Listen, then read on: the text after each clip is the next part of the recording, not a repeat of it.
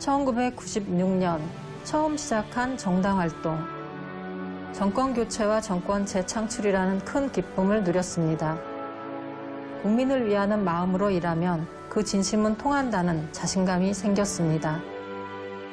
하지만 제 이름을 걸고 시작한 정치인의 길은 쉽지 않았습니다. 힘들어하는 국민을 위한 정치는 무엇인지 깊은 고민을 하고 난 후에야 국회의원으로 자리할 수 있었습니다. 국민과 소통하고 눈높이를 낮춰 먼저 손을 내미는 정치인이 되겠습니다. 안녕하세요. 국회의원 송옥주입니다.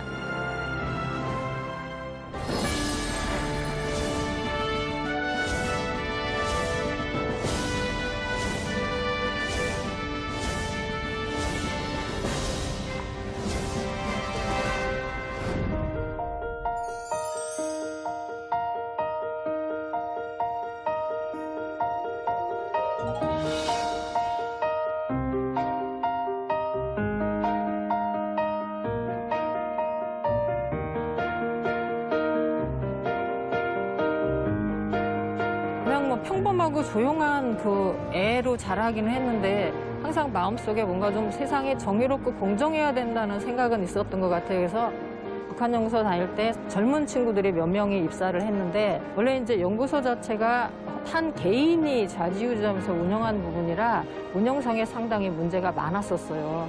그래서 그냥 부조리나 이제 부패나 그런 게 있었고요. 또 저희가 또 정의롭죠. 아직 젊으니까. 노동조합 활동을 하다가 여러 명이 뭐 파면이나 해고를 당했고 저도 해고를 당했어요. 그래서 그때 한 2년 정도 법정 투쟁을 했고요. 사실은 지금 판노위를 하는데 뭐 이론적인 바탕이 되진 않지만 정서적으로 그런 노동이나 근로에 대한 부분들을 직접적으로 경험한 것 같습니다.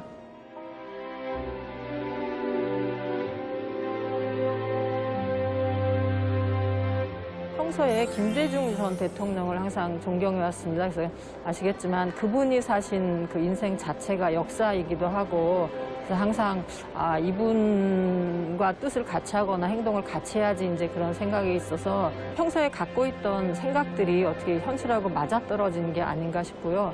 저희 당이 계속 뭐 60년이 넘는 지금 역사를 갖고 있는 거고 사실은 그때나 지금이나 서민과 중산층을 대변하는 부분들이 있습니다. 그게 항상 갖고 있는 가치나 노선이나 이념 그리고 정책도 그 부분들을 대변을 하거나 그 부분들을 좀 더 나아지게 하기 위해서 하는 부분들이 있어서 뭔가 나 스스로도 뭔가 조금 더 의미가 있지 않을까 하는 그런 생각은 했어요.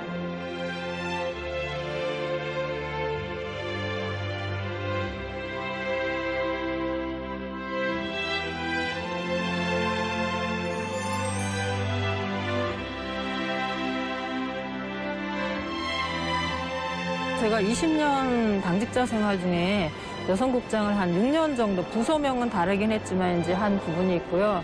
그 중에 보면 이제 정당에서 여성의 정치 참여 부분을 좀 주안점으로 하는 부분들이 있어요. 그래서 그때 지방선거가 있었는데 여성 지방의원 의무공천이 제도가 있었는데 그 당시에 첫 제대로 실현이 된 이제 그런 계기가 된 부분도 있고요. 또 한 가지는 그 후에 이제 2008년에 사실은 화성에 출마한 부분도 여성국장 입장에서 여성의 정치 참여를 좀 직접 실현을 하자라는 그런 계기도 된 부분이 있고요.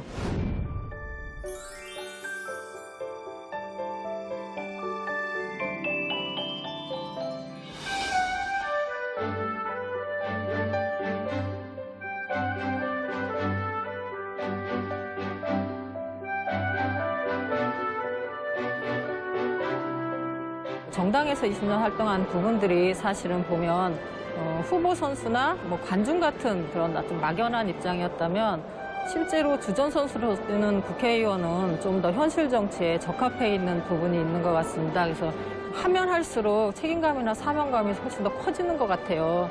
그래서 실제로 보면 이제 마음가짐 자체도 좀 달라지는 부분이 있고 국회의원이 되고 나니까 말이나 행동이나 또 어떤 정책에 대한 소신 발표나 그런 게 국민들이나 정부 부처에 미치는 영향을 직접 한번 경험한 적이 있어요. 그래서 얼마 전에 그 어린이 학교 운동장에 대한 그 우레탄 관련된 부분이 기사가 났는데 그 부분이 반향을 좀 일으켜서 이번 추경에 반영된 부분들이 있거든요.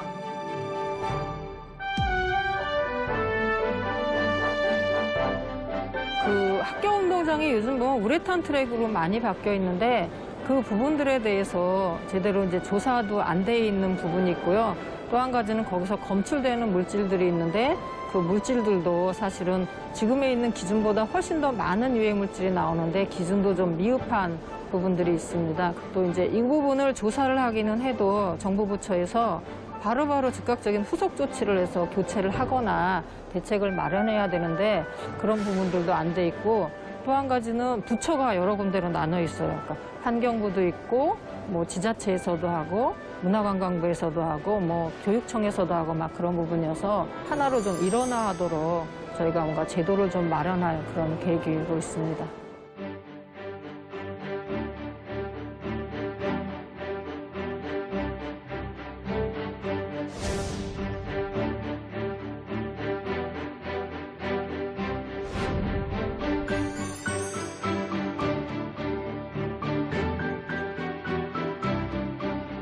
첫 번째는 제가 이제 어린이, 미래 세대인 어린이와 환경과 관련된 부분들에 좀 관심이 많아요. 그래서 어린이 시설에 대한 우레탄이나 생활화학 물질에 대한 환경 문제가 되게 더 심각한 것 같고요. 또 이런 환경 문제가 사실은 현재 문제뿐만 아니라 미래에도 연결된 부분이기 때문에 항상 그 부분에 대해서 점검을 하고 대책을 마련해야 된다. 이제 그런 부분이 있고요.